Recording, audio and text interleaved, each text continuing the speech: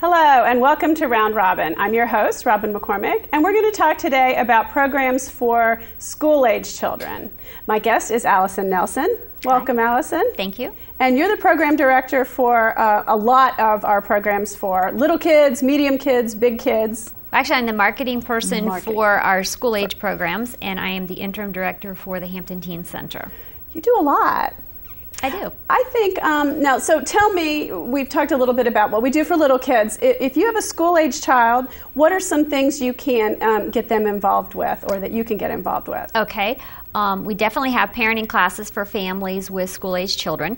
Our core programming is called the Nurturing Program, and so it breaks it down. If you have children ages 1 to 4, you can take a specific class, 5 to 12, and then teenagers.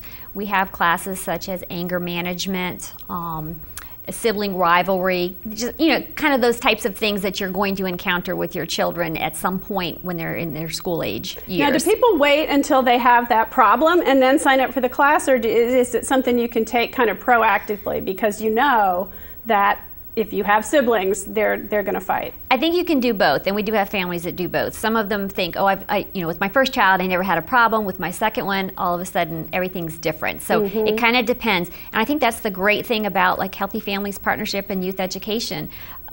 We will pop up in your life at times when you need us. And we're there, and we're just kind of waiting in the wings. And when you do need the services, the City of Hampton and Youth Education and Family Services is ready. It's a very broad mission that you guys have. We're looking at preparing children to be ready by 21, and so that they can go out in that workforce and be a productive member of society. So how would I go about knowing what my options are? Okay, we do work very closely with the Hampton City School Systems on providing information to them through PTAs, affairs at the schools, things like that, to let you know what classes we have available. And we work very similarly on a school system schedule, like we have our classes start in September, then again in January, and then we have summer programming. We had the before and after school care. Now that is, Parks and Rec I think used to run some of that, and people may not know, and it may not matter to citizens. We have the programs, does it matter which department administers them? But in this case I think you bring a little more of the family education component to people who use those programs. I think we've benefited from having them join our team over at YEF, and I hope that they've benefited as well. And we do kind of work with them on bringing in additional programming, some enrichment programs into the before and after school care. It's a great value if you need to look at that type of care for your family. When you look at the cost as a resident here in Hampton compared to some other programming, you get some excellent quality programs. So tell us a little bit about those programs, because I know it's changed since my children were young, but also the hours of schooling has changed. So probably a lot of elementary kids now need that before school component because the elementary schools start later. And we do in some of the elementary schools, and we do have the before care where they can come in early, get some breakfast, get a little help with homework, and just get ready for the school day. And then they can stay and have the after school care where we also do homework assistance. They have play. They can do some and then we have some enrichment. Burn off a little steam. Exactly, like we all like to do after work. After school, they need to kind of get that energy out. And then we do some enrichment activities with them as well, where we can do creative arts. We can do some music and movement. There's some athletic things. It really depends. Each school, I think we try to offer something similar, but it might be just a little bit different based on the school and what the resources are available to us. And that's really, that's got to take some pressure off working families, because it's so hard mornings are the worst. There's just nothing worse, I think, than trying to get kids off to school and get off to work and have all the papers that are supposed to be in the backpack Right. and having that extra help, to get the kids to do some of the things maybe that you didn't have time to do with your child at that moment. And I think it's really great that it's all happening at your child's school, so you're not running from one location to another, that they're able to stay in one place. And so there's that consistency that they know, I'm just going to go from one room to the other in my school for the aftercare. That you don't have to worry about them getting on a bus and, where are they? Now I've got to drive over here to pick them up, but it's going to be at your home school. Right. Now, Allison, how much does that typically cost? It varies depending on whether you have one or multiple children in the program. And I want to say maybe $80 a week, but I'm not sure. People can look on the website to be sure. But the idea too is that those are the after and before school care are pretty much self-sustaining programs that they're not by and large funded by the taxpayers, but by the user fees from the families. Exactly, they are self-sufficient programs. They're very cost-effective, but they are self-sufficient. And certainly there's some benefits there in terms of utilizing the school facilities or personnel who, maybe are already there or things like that. And the summer camps, which we also do summer camps for school age programs, like Club 1115 is held at the Hampton Teen Center. And so those students are getting exposed to the Teen Center, so when they become old enough, they can then go to the Teen Center.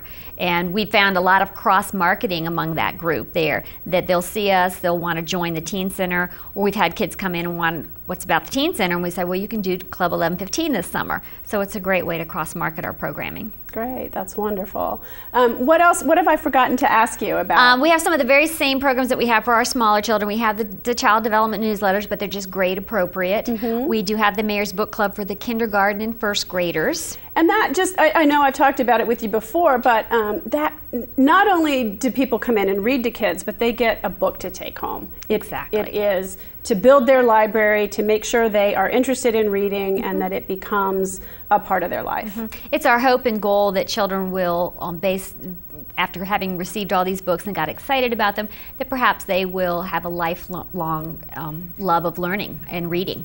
And it's so helpful too, because at that age, adults get sick of a book quickly, but children want to hear that same story over and over and over, and they look at the pictures and they begin to follow the words maybe, and it really does become like a favorite toy almost. You have a favorite book. Right. A friend of mine, I was with her yesterday, and she told me that her daughter got Llama Llama Red Pajama, and she said, I have to read it every day. She said, and then she sounded like, thanks for the book, Allison. There are books that are still in my head that I can probably, Good Night Moon. I mean, there are just books that there's some classics. 15 years later are still stuck in my head because I've read them so many times. Exactly. And then the last program that we have for school age students is if you find that your child might perhaps be going down that wrong path in life, or you're worried that their friends, they might be, having friends that perhaps you don't approve of some of their behaviors. We have a program called Youth Connect, which is really a gang violence prevention program, and then it connects families with mentors in the community and programs in the community that will kind of guide that student into some of their passions. So for instance, if your child has an interest in basketball, then we might get them in a program that is all about basketball and athletics. And so we're really feeding off of their passion and their interests. Now, is it hard for families to admit, my child might have some problems, I need some extra resources? I think it can be. We do have a referral system through 311 where they can call. A neighbor can call and say, my neighbor, I see him outside all the time. So you can make a referral. A parent can make a referral. And once that referral is made, then our office does contact the family and invites them to sit down and talk about the program.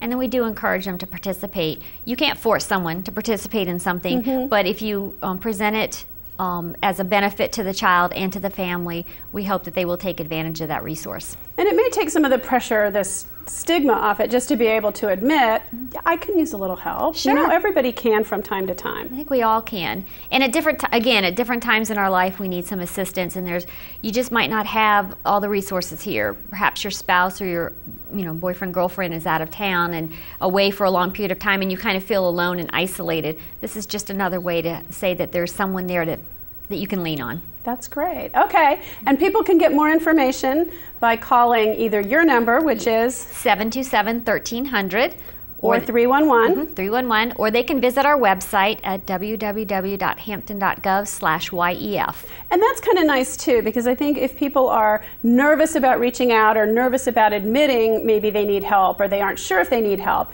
you just go onto the website and kind of confidentially read what's there, and maybe something will spark a need or make a connection, and you go, I'll start there. That's a good number, and I can now step forward and say maybe that's a good fit. And a lot of our families that come to us have been referred by another family who's benefited from the program. And so you hear about it from a neighbor that said, hey, I took this class, or I did this, you might want to look into it. Yeah, it really helps. And that eases it too. Then you don't think, there's something wrong with me. It's Right. just, wow, this is a developmental stage and I need guidance. Right, and we never promote our program as there's something wrong. It's just these are available resources, and we can all learn from something.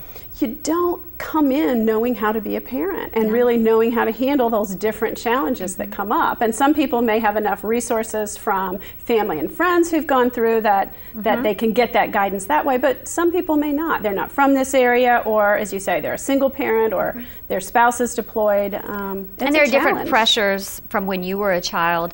There wasn't the internet, there wasn't cell phone usage like there is now. All of these things, Facebook, all that just didn't exist. And so parents are dealing with some technology issues that they weren't even aware of maybe 5-10 years ago. It is a different society, isn't it? It is. It is. Well, thank you, Allison. Thanks for coming by. Thank you. And thank you for watching this episode of Round Robin. And if you have school-age children, or maybe know someone in your neighborhood who could benefit from this, I hope you'll share that information. Thank you.